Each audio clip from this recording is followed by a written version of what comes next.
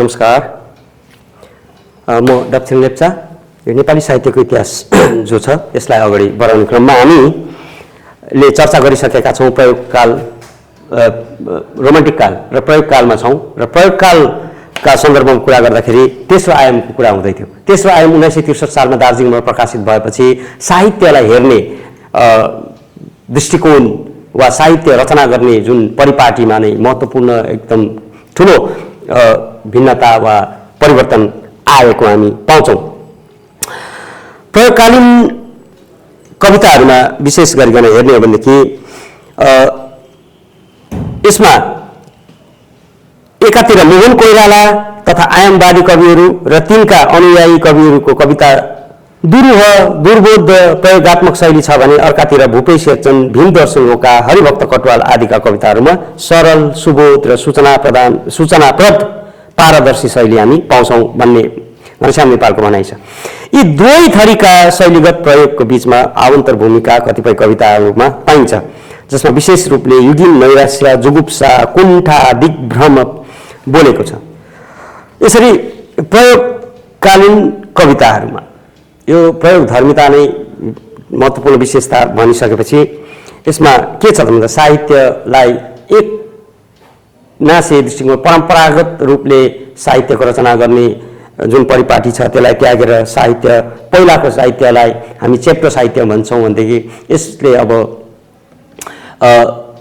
3 डाइमेन्सनको कुरा गर्यो। त्यसैले त्यो तेस्रो आयाम भनेर हामी लिन्छौँ र यसमा विशेष गरिकन मोहन कोइरालाका कविताहरू त्यसका सँगसँगै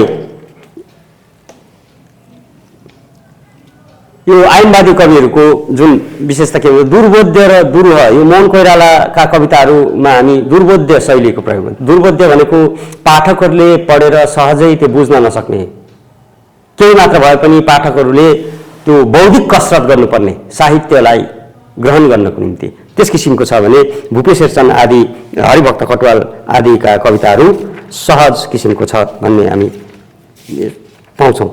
र अर्को यस कालका उपन्यासहरूमा हामी उपन्यासकार र उपन्यासहरू कस्तो गोविन्दबहादुर मल्ल गोठालेको पल्लो घरको झ्याल है, त्यस लक्ष्मीप्रसाद देवकोटाको चम्पा, अनि अर्को विजय मल्लको अनुराधा, अनि अर्को विजय मल्लको दोस्रो उपन्यास कुमारी शोभा र इन्द्रबहादुर राईको आज रमिता छ जस्ता उपन्यासहरू हामी देख्छौँ। र प्रयोगकालमा आएर यो मनोविज्ञान र अस्तित्ववाद सँगसँगै विसङ्गतिवादी विचारधारा, अस्तित्ववादी विचारधारा, मनोवैज्ञानिक जुन प्रवृत्ति आदिको विकास अझै भएर गएको हामी पाउँछौँ। र प्रयोगकालमै हामी देख्छौँ आज रमिता छ नेपाली साहित्यको इतिहासमा यो उपन्यास महत्त्वपूर्ण मानिन्छ र यसले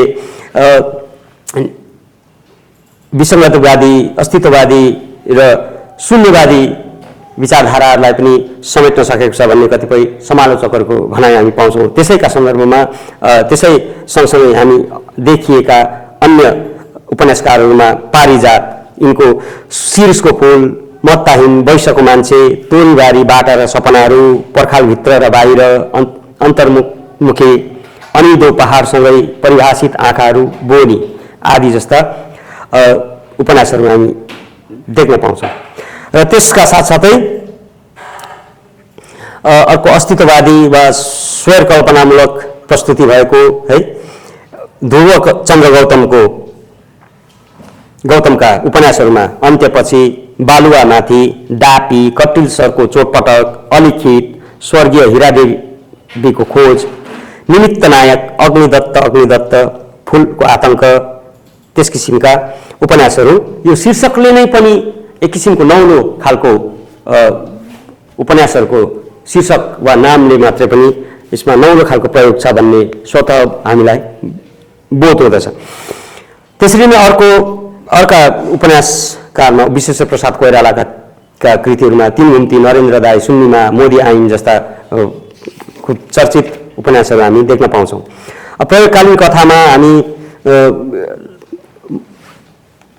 कथाहरूको जुन स्वरूप थियो पहिला हामी जो सर्ट स्टोरी भन्थ्यौँ त्योभन्दा पनि अझ मिनी कथा वा लघु कथा जस्ता कथाहरूको पनि यस कालमै आएर विकास भएको हामी पाउँछौँ। जस्तो मुक्तकको ढाँचामा कथाको क्षेत्र लघु कथा मिनी कथाको प्रयोग पनि भएको हामी पाउँछौँ।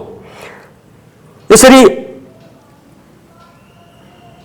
काठमाडौँबाट बान्की गोजिकाको प्रकाशन यसै कालमा भयो, जसबाट आधुनिक व्यस्त पाठकको आवश्यकता अनुकूल छोटा भावपूर्ण व्यङ्ग्यात्मक रचनाहरूको सिर्जना प्रकाशनले विशेष प्रोत्साहन पायो।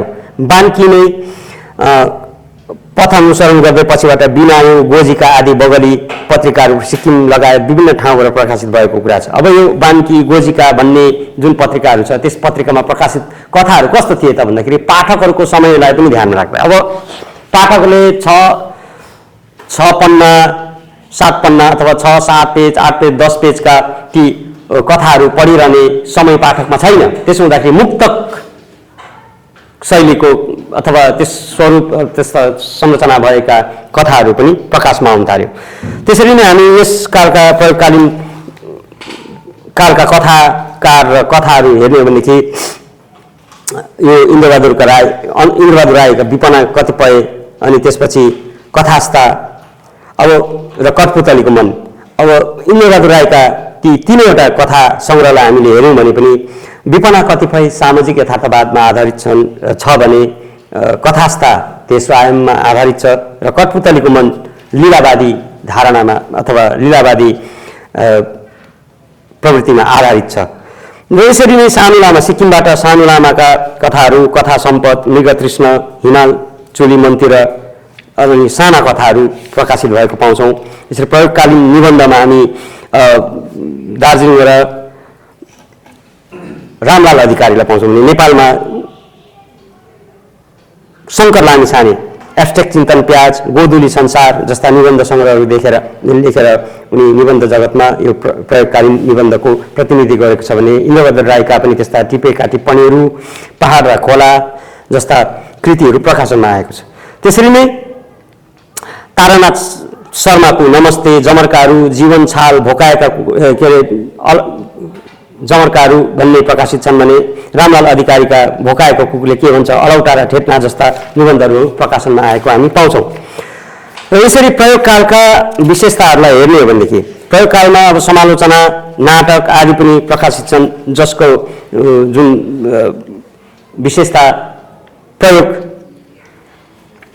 नै रहेको छ। प्रयोग भन्नाले जुन नौलो परिपाटी र नौलो विषयवस्तु र नौलो शैलीलाई अपनाएर साहित्य वा नाटक वा कविता कुनै पनि विधाको रचना जुन परम्परागत रूपको नभएर अलिक नौलो प्रकारको हामी देख्न पाउँछौँ। यसरी हामी यस प्रयोगकालका केही विशेषताहरूलाई हेऱ्यौँ भनेदेखि भाव र शैली दुवैमा प्रयोगात्मकता, भाव जुन किसिमको शैली थियो त्यसभन्दा भिन्न किसिमको शैलीको प्रयोग भएको हामी पाउँछौँ।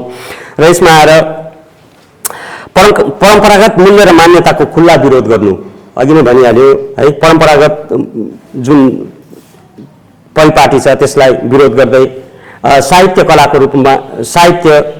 कलाको रूपमा गम्भीरतापूर्वक हेर्ने दृष्टिकोणको विकास गर्नु, साहित्यका विधागत संरचनाको व्यापक विघटन हुनु, नवीन संरचना र साहित्यिक उपविधाहरूको विकास हुनु। अनि यसरी सँगसँगै अब आएर यहाँ के छ भन्दाखेरि यसले समेट्न खोजेको जुन उयो छ प्रवृत्तिहरू अस्तित्व, जीवन मूल्य, विसङ्गति, नैराश्य, जुगुप्सा, मानसिक तथा यौन जनित कुण्ठा, व्यङ्ग्य, विद्रोह, उराट, हताश आदि नै यस विशेष रूपले यस गृहीत कथानक रूढी प्रतिपाद्य वस्तुका रूपमा यस कालका साहित्यिक रचनाहरूमा देखा पर्दछ। र यसमा अन्तर्राष्ट्रिय गतिविधि लेखकहरूसँग बढी परिचित हुनु, सृजनात्मक लेखनका साथसाथै साहित्य शास्त्रीय लेखन र आलोचनाको विकास हुनु, वाद र सम्प्रदायहरूको प्रभाव आदिको पनि विशेष रूपमा देखा पर्नु यस कालको महत्त्वपूर्ण पक्ष मानिन्छ। र यसका साथसाथै इतिवृत्तात्मकताको विघटन र विश्लेषणात्मकताको विकास हुनु, बाह्य जगतको चित्रणभन्दा अन्तर्जगतको उद्घाटन बढी रुचि दिनु, यस किसिमको जुन मान्यता हामी प्रयोगकालमा पाउँछौँ भने हामी अब उत्तर प्रयोगकालमा हेरौँ।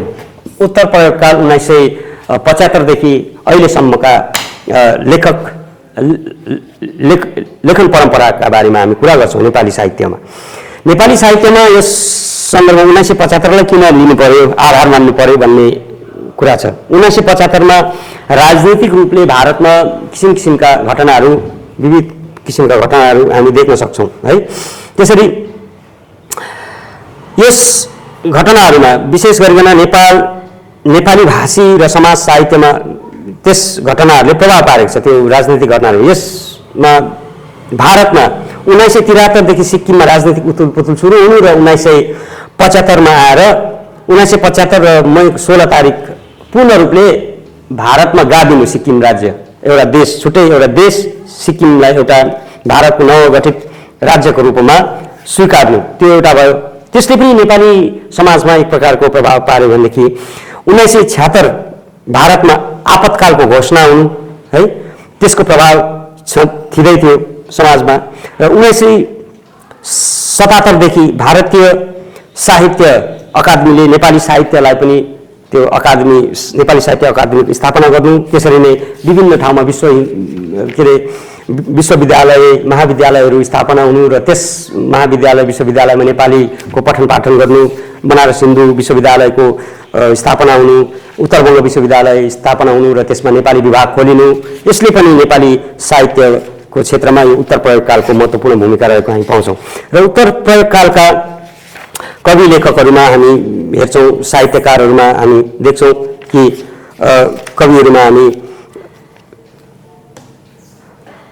मोहन ठकुरी, गिर्मी शेर्पा, जीवन थिङ, शरद छेत्री, नोरजाङ स्याङदेन, नरचन्द्र खाती, राजेन्द्र भण्डारी, अशेष मल्ल, मिनबहादुर विष्ट है, भविलाल लामिछाने, नवसाप कोटा, पदम छेत्री, मनप्रसाद सुब्बा जस्ता कविहरू हामी सक्रिय रहेको हामी पाउँछौँ। भनेदेखि कथाका क्षेत्रमा हामी यस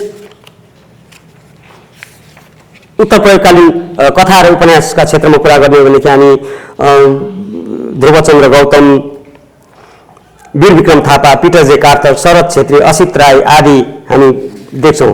त्यसरी नै मसेन्द्र प्रधान, वीर विक्रम थापा है आदि उपन्यासकारहरू हामी देख्छौँ भनेदेखि उनीहरूद्वारा प्रकाशित अविष्टको खोज, विद्रोह,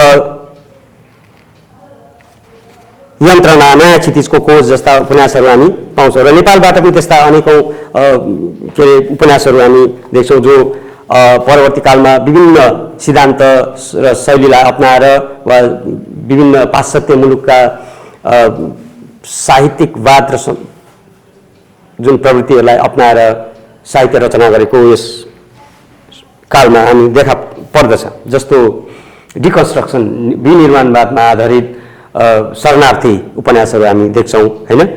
त्यसरी उत्तर प्रयोगकालीन कथाहरूमा हामी शरद छेत्री, गुप्त प्रधान, पूर्ण राय, प्रदीप गुरुङ, आर्य लामिछाने, जीवन थिङ, मोहन ठकुरी, मटिल्दा राई, शङ्कर सुब्बा, फागो, कृष्ण गिरी, धनवीर पुरी, पूर्ण सुब्बा, मोहनराज शर्मा, यस किसिमका अन्य कथाकारहरू छन् जसले यो उत्तर प्रयोगकालीन जुन लेखन परिपाटीलाई आत्मसात गरेर साहित्य रचना गरेको हामी पाउँछौँ। र त्यसरी नै उत्तर प्रयोगकालका केही प्रवृत्तिहरूलाई बुझ्ने हो भने कसरी हेर्न सक्छौँ भन्दाखेरि यस कालमा अघि जुन दुर्बोध्य र दुरूह साहित्य लेखिँदै थियो, अब यहाँ आएर धेरै सरल र सुबोध भाषा शैलीको प्रयोग हुन थालेको हामी पाउँछौँ।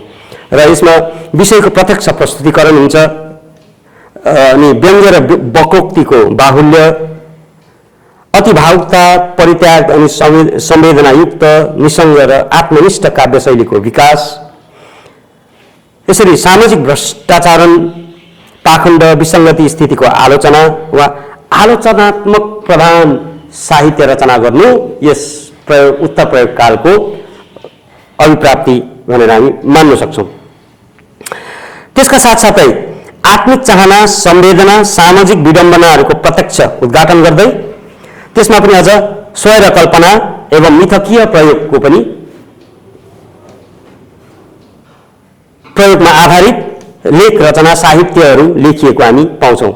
र यसरी क्षेत्रीय जातगोष्ठी चेतनाको को तीव्र विकास पनि यसै कालका लेखहरूमा हामी पाउँछौँ भनेदेखि क्षेत्रीयदेखि अन्तर्राष्ट्रिय विषयवस्तुहरूलाई पनि यस कालका साहित्यले समेट्न सकेको हामी देख्न पाउँछौँ। त्यसरी साहित्यको सन्दर्भमा उत्तर प्रयोगकाल महत्त्वपूर्ण मानिन्छ र यसमा विविध किसिमको प्रयोग परिपाटी हामी नेपाली साहित्यमा हेऱ्यौँ भनेदेखि विचलन सङ्क्रमण आदि जस्ता साहित्य रचना गर्ने परिपाटी वा आन्दोलनहरू पनि हामी देख्न सक्छौँ र यो नेपाली साहित्यको इतिहासलाई यति नै टुङ्ग्याउँदै अगाडि यसका लागि तपाईँहरूले भारतबाट प्रकाशित नेपाली साहित्यको परिचयात्मक इतिहास र तारनाथ शर्माको नेपाली साहित्यको इतिहास हेर्ने सल्लाह दिँदै मेरो आजको यो नेपाली साहित्यप्रतिको जुन इतिहासको जुन व्याख्या छ चर्चा छ त्यसलाई यही टुङ्ग्याउँछु। धन्यवाद।